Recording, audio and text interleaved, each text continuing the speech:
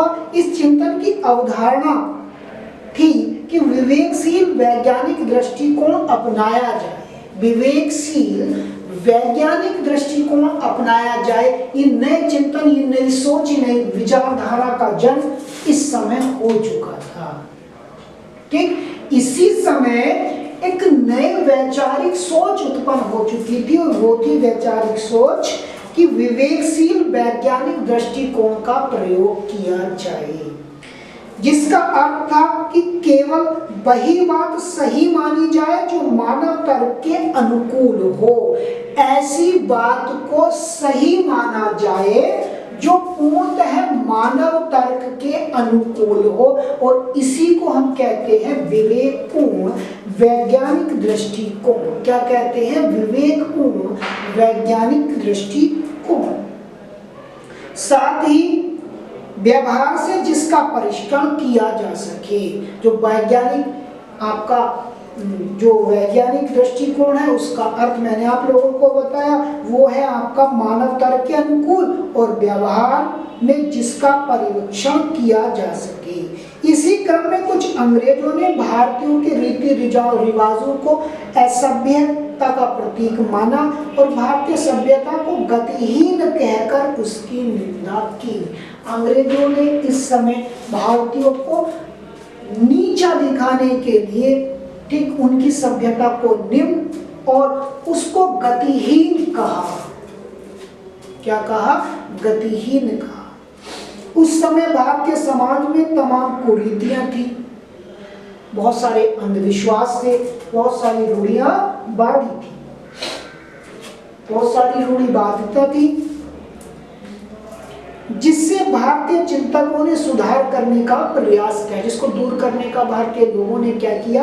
प्रयास किया। इस कार्य में कुछ ब्रिटिश शासकों ने भी सहयोग दिया, कुछ ब्रिटिश लोगों ने भी भारतीयों की सहायता की। जो कुरीतियां, जो अंधविश्वास, जो रूढ़िवादिता उस समय भारतीय समाज में जड़ कर चुकी थी, जन्म ले चुकी थी, उसको दूर करने के लिए कुछ भारतीय, कुछ अंग्रेज लोगों ने क्या किया? प्रयास किया। ऐसे कुछ उदाहरण हम लोग आपको आगे समझाएंगे। यद्यपि उनकी नीति धार्मिक मामलों तथा रीति रिवाजों में कम से कम दखल देने की थी, अंग्रेजों द्वारा अपने हितों में किया गया भारत में आधुनिकीकरण अप्रत्यक्ष रूप से भारत के लिए लाभप्रद सिद्ध हुआ। आखिरकार कहीं ना कहीं जो आधुनिकीकरण, जो नवीनीकरण अंग्रेजों ने चलाया, वो भारतीय हित में सिद्ध हुआ, भारतीय हित के लिए लाभकारी सिद्ध हुआ। कहीं ना कहीं जाके उसका प्रभाव भारतीयों पर दिखाई देता था। अंग्रेजों द्वारा लागू की गई पाश्चात्य शिक्षा ने भारत की संकुचित सोच को तोड़ा और नई दुनिया की ललक और जिज्ञासा जागृत की। जो संकीर्ण सोच थी भारत में, उसमें परिवर्तन हुआ पाश्चात्य शिक्षा से। पाश्चात्य शिक्षा के कारण भारत वासियों की सोच में परिवर्तन आया और उनके अंदर एक जागृति आई, एक ललक आई। दुनिया के अनेक देशों, अनेक सभ्यताओं को जानने के लिए भारतीयों के अंदर एक सोच पैदा हुई, और ये सब सिद्ध हुआ, ये सब हो सका किसके कारण? पाश्चात्य शिक्षा के कारण। पढ़े लिखे भारतीय समाज की बुराइयों का विरोध करने के लिए एकजुट होने लगे। जो लोग भारत में शिक्षा प्राप्त कर चुके थे, जिन्होंने शिक्षा प्राप्त करनी थी, वो ऐसी बुराइयों के प्रति एकजुट होने लगे। उन्होंने उनका विरोध करना क्या कर दिया? शुरू कर दिया। नई सोच और विकसित ज्ञान ने समाज में फैले अंधविश्वासों व कुरीतियों को तोड़ दिया। अब समाज में जो अंधविश्वास पैदा हो चुके थे, भारतीय समाज में जो कुरीतियां प्रचलित हो चुकी थी, अब उसको दूर कर दिया गया इन्हीं लोगों के प्रयास से। बेटा उस समय बहुत बड़ी कुरीति का अंधविश्वास था, आप लोग जान रहे हैं, मैं आप लोगों को बता रहा हूँ। वो था आपका सती प्रथा। क्या थी? सती प्रथा। सती प्रथा क्या थी आप लोग जानते हैं। यदि किसी महिला का पति मर जाता है तो उस महिला को भी अपने पति के साथ उसकी चिता में जल जाना पड़ता था, बैठ जाना पड़ता था। ये प्रथा सती प्रथा के नाम से प्रचलित थी भारत में।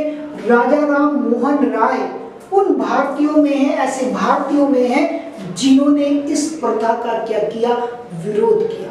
लॉर्ड विलियम बेंटिंक के प्रयासों से भारत में इस प्रथा को गैर कानूनी घोषित कर दिया गया। ठीक ऐसी बहुत सारी प्रथाएं उस समय भारतीय समाज में जन्म ले चुकी थी, जो भारतीय समाज को, जो स्वर्ण युग कहा जाता है, उसमें निम्न दृष्टि से कुरीतियों के कारण उस समाज को देखा जाने लगा था। तो ऐसे लोग, ऐसे शिक्षित भारतीयों ने ऐसी कुरीतियों का क्या किया, विरोध किया। ठीक, राजा राम मोहन राय, स्वामी विवेकानंद, दयानंद सरस्वती की गणना ऐसे ही भारतीयों में की जाती है जिन्होंने भारतीय समाज में पैदा हुए अंधविश्वासों का विरोध किया और भारतीयों को एक नव चेतना, भारत के अंदर एक नई चेतना जागृत की, नई सोच पैदा की। अब लोग जो इन कुरीतियों के कारण, इन अंधविश्वासों के कारण बंध चुके थे, वो वैज्ञानिक दृष्टिकोण से उससे आगे निकलते जाते। इससे आगे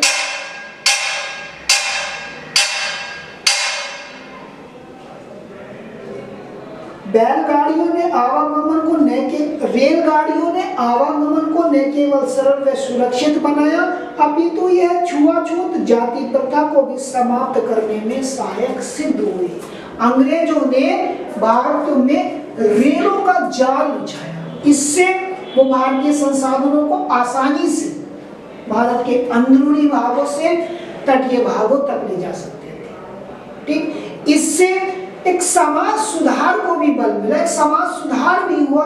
कैसे समाज सुधार हुआ बेटा? उस समय मैं आप लोगों को बता रहा हूँ, भारत में जाति प्रथा बहुत कठोर थी। समाज निम्न वर्ग और उच्च वर्ग में बटा हुआ था। उच्च वर्ग की बहुत सारी जातियां निम्न वर्ग के लोगों के साथ बहुत दमपूर्ण व्यवहार करती थी। ठीक, उनको बहुत निम्न दृष्टि से देखा जाता था। और जैसे ही रेलगाड़ियों का आवागमन भारत में होने लगा, अब सब समाज, संपूर्ण समाज, हर वर्ग के लोग उन रेलगाड़ियों के माध्यम से एक दूसरे के साथ बैठकर एक स्थान से दूसरे स्थान पर आ जा सकते थे।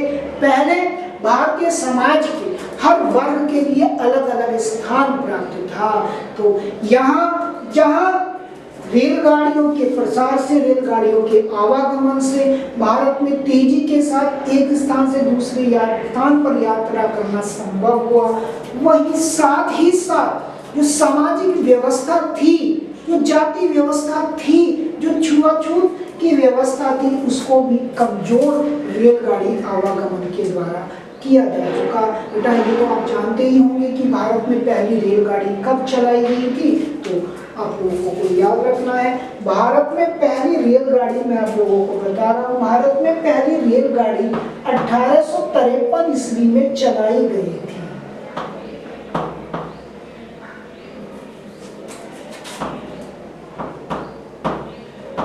भारत में पहली रेलगाड़ी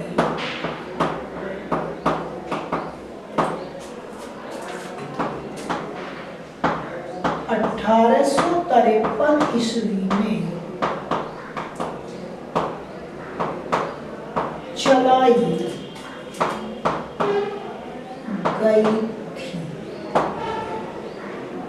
कब चलाई गई थी? 1853 ईस्वी में।